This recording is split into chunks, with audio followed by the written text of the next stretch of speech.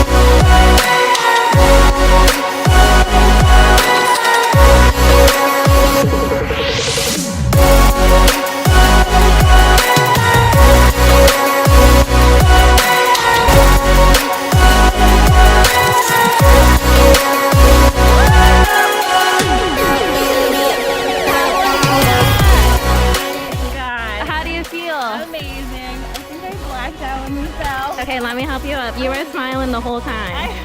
Smiling the whole time. My mouth was so dry. Oh yeah, I saw you.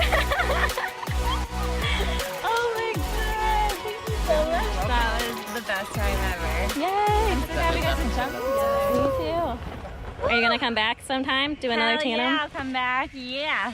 Ciao!